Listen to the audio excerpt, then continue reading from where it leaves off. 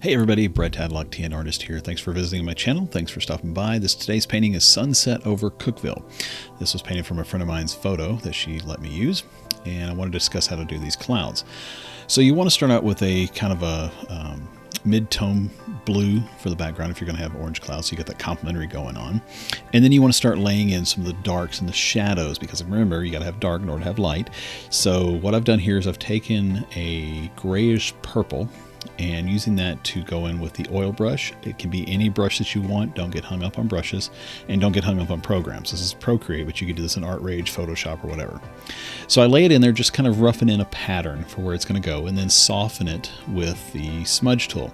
You could also use the palette knife in ArtRage if you were doing that, and get it all softened out. Paying attention to the form. So these are kind of the clouds that at a sunset look like they're going up over you and so forth. So the next thing I did was went into the color picker, and I went up a little bit in value and switched it to orange.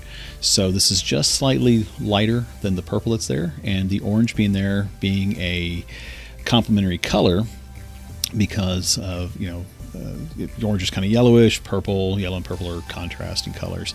But anyway, so are complementary colors. And so I laid it out here trying to get a feel for how I want the general light to flow up across these clouds. Again, laying it in and then going back and really soften it. So the brushes I used for doing this were the oil brush and the gouache brush. And I think that's pretty much it, other than some specialized foliage brushes later on.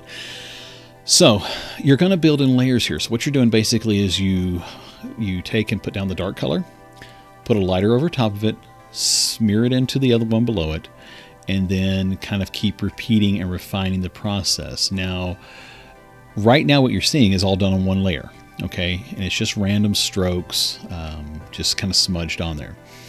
When I get this kind of how I want it, and I want to start adding even more highlights, that's when I add a new layer. And the reason I do that is because if I was doing this in oil or acrylic, I would want to be working on dry paint below it so I don't lose what I've already done.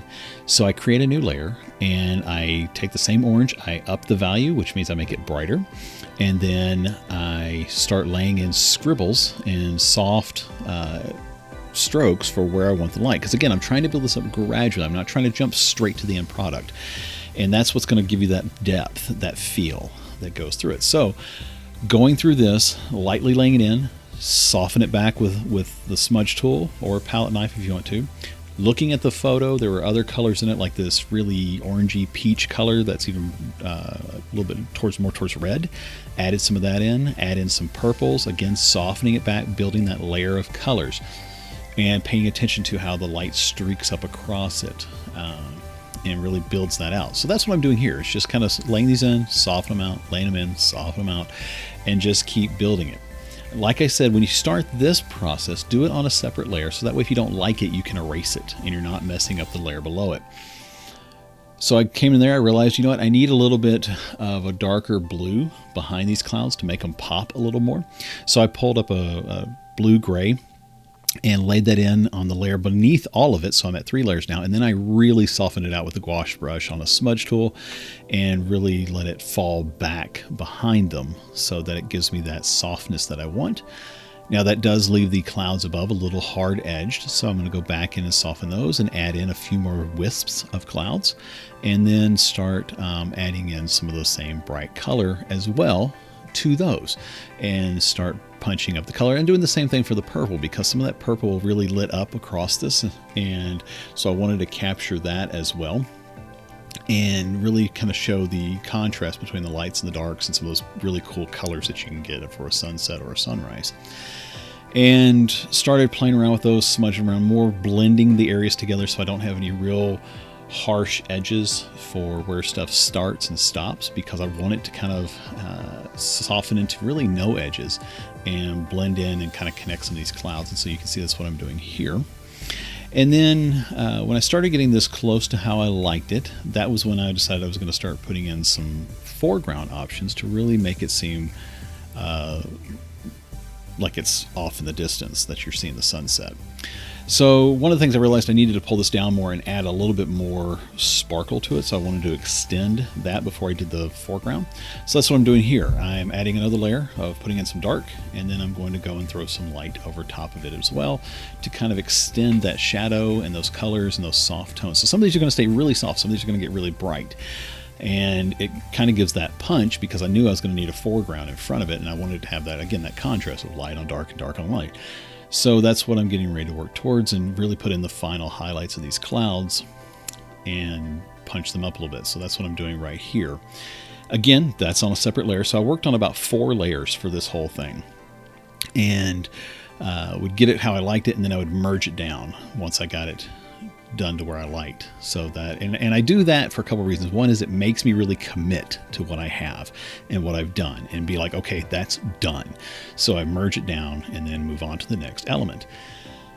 And that's what I've got here. So I've taken these and I've pretty much merged them down, putting in just a few other touches. And I realized this is where I need to start putting in that foreground. I wanted it to be kind of a bushy foreground.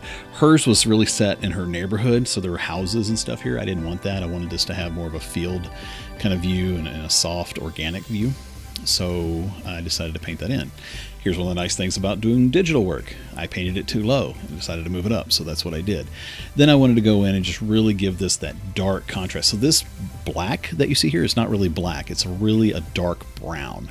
And it just looks so much darker because of the contrast that you have here. So I'm laying that in with the oil brush. Have a couple of foliage brushes that I have there as well. You can do the same things with just some of the different stamps and stuff that are in Procreate, or you could make a stencil in Art Rage and just kind of lay in somewhere the bushes and stuff are going to go. You could paint each one of those individually. You could do it a lot of different ways. So the brush doesn't really matter. It's more the composition. And then once I kind of had this where I wanted it, I wanted to give a little bit more variety, a little bit more of trees and bushes and stuff in the distance and kind of set some of it back. So that's what I started working on next, is kind of refining that dark area. I don't want it to overtake my center of interest, which is the sunset, but I want it to kind of draw you into it and make it feel like you're going further into the painting, but at the same time make it interesting, so it's not just some black blob that's sitting there at the bottom. And so you do that by breaking up the shapes, looking at the negative space, which is the space between the darkness and light, so those voids of black, where that's at. Make that interesting, make the silhouette overall interesting, and then kind of play around with some of the different shapes. And you can do that by altering the value just a little bit. So I made it a little bit lighter. And so if you zoom in real close, you can see where you'll see some of the grasses and stuff are showing up, because I wanted it to be like the grass is grabbing just a little bit of that light, but at the same time, I wanted it to be dark. I don't want to pull your attention too much down there. But as I was throwing in the grasses and getting it all laid out, one of the things I did realize as well, that is a dark black void that's just sitting there. So I thought about, while I'm putting in the grasses, how can I make it at least a little bit more interesting to look at least a little bit better composition that still pushes you towards the sunset, but at the same time gives you something interesting to see in another part of a painting where you can kind of be, oh, there's an interesting thing I didn't see before, or there's a little surprise, and that kind of stuff. So as I thought about that, I thought, I really would kind of like to have this look like maybe it had just rained, or something like that. And so I thought, okay, how can I do that? I've done several paintings where I've got similar composition, but I've got like a little pond or something in the front. So I thought, well, I do like that, having those reflections. So I want to do something similar, but I don't want to do the exact same thing again. So instead, what I decided to do, I thought, okay, what I'm going to do is add in a trail, just a real hint of one that is going pretty much from the bottom, middle, pointing up towards that sunset. So all my grasses and everything here are pointing towards that sunset and directing your eye there, not to mention the contrast from the light and the dark. So I started laying that in and just using the gouache brush and just kind of scrubbing in a brownish color, softening it back, making sure it kind of laid down there. And then I thought, okay, I want to put some puddles like it had just rained. So that's what I'm doing here, is I drew out just a black area and started laying in some of the reflections from the sky. It's just the gouache brush, grabbed some colors from the sky and very lightly just went vertical strokes and put those in so that I would have them. And it gives you that real water effect, you know, so to grab some of the blues, grab some of the oranges, give those down in there, and then take just a little bit of white, you know, reshape the puddles, make sure they're staying in perspective, and then take a little bit of white and give just a slight sparkle to it around the edges, a little bit of darkening around the edges so it looks like it's in there, and then kind of softening it back, because again, I don't want to draw a whole lot of attention to this. I just want it to be there to kind of add a little bit of something to it and get it kind of finished, if you will. So that's what I've done here, is doing that. And then once I got that basically where I wanted it, I decided, okay, time to add in some extra foliage to make it kind of sit back and be even softer and get it there. So that's kind of where it's at. And this is Sunset over Cookeville. So I hope you've enjoyed this. Hope you got a little bit of something out of it. If you did, leave a comment below, questions below, come join us on Facebook, and be happy to connect with you. So thanks so much for watching.